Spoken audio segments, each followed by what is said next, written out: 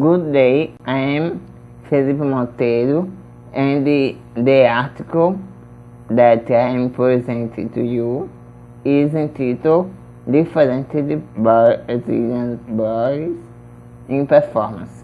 Well, I must say that different bodies is a term coined by me and Professor Nara Salles to designate those people who are commonly referred as people with some mind or body disability.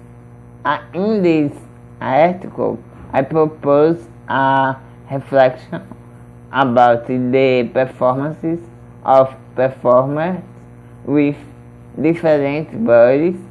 One, through the bodies can have the chance to live, to perceive, to question, to subvert, and to transgress the assumptions of the stigmatized world that surround them in contemporary. So, in the Brazilian performance art scene, we have this performance with different bodies, Marcos Abranches, Eduard, and Cruel Art Contemporânea, which has within its members a variety of performance with different bodies. The interesting thing in studying those performers comes from the fact that they have backgrounds in different languages of the performing arts. Their scenes are impermanent, becoming the traditional canon of performing arts, as their performances are related to an artistic hybridism inherent to the contemporary arts. The choice for shared space as a composer, agent of living, and usually experience between the spectators and the performer.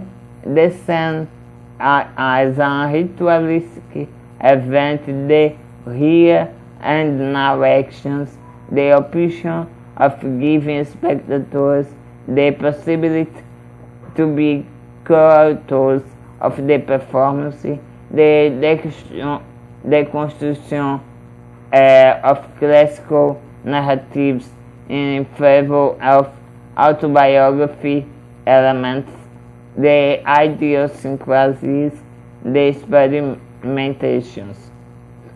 It's worth nothing that the equalization cruel art contemporânea do not use of the assistant protectionist or pseudo-inclined discourses to put this person in scene, but recognize them as individuals capable of doing whatever other human being can do.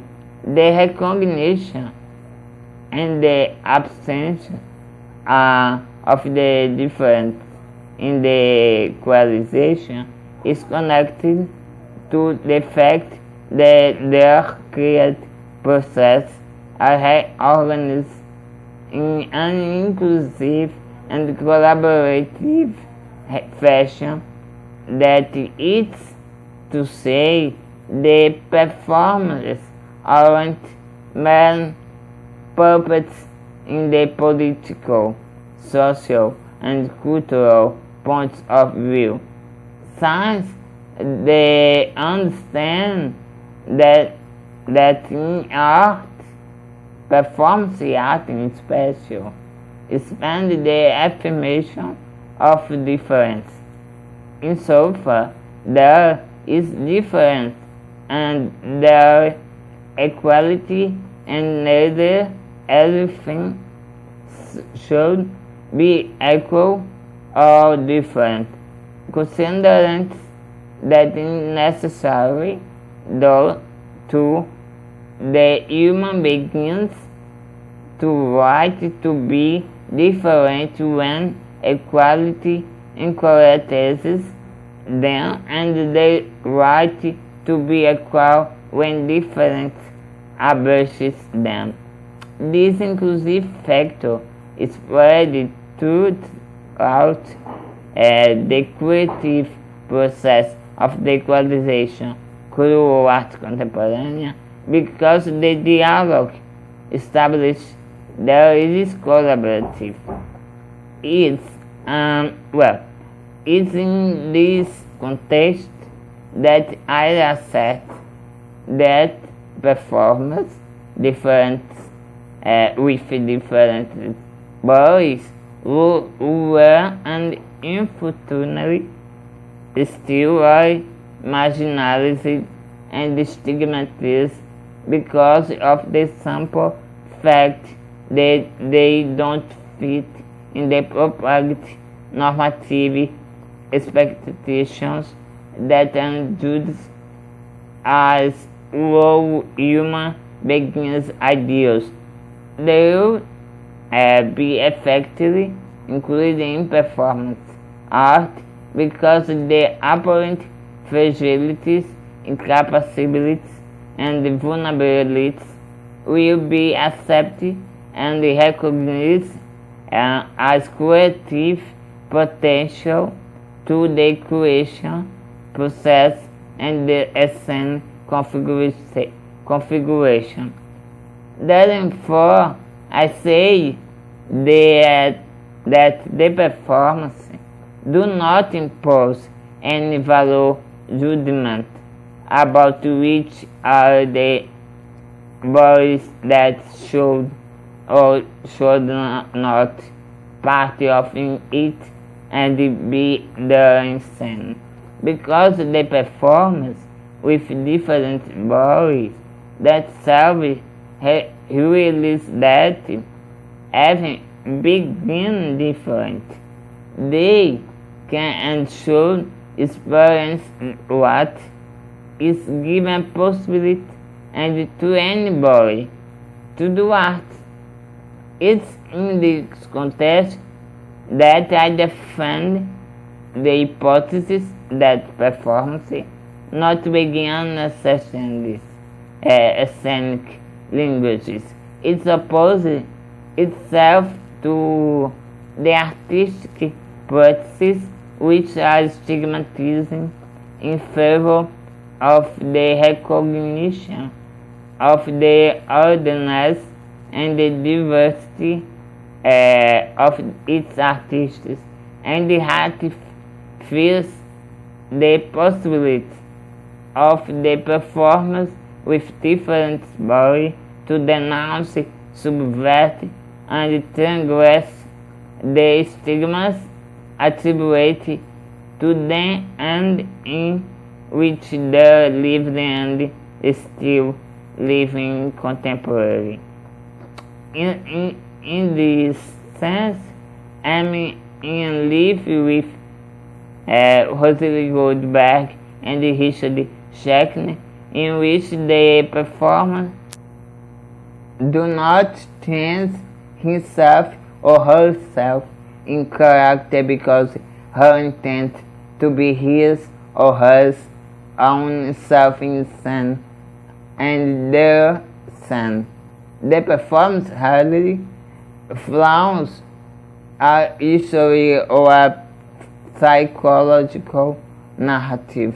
They work on their own ability, develop their own corporeality, the expressive qualities, and the development of the idiosyncrasy, because what makes is the person or group make and the definition of the porous artistic style of unknown languages that express truth and their body and their action.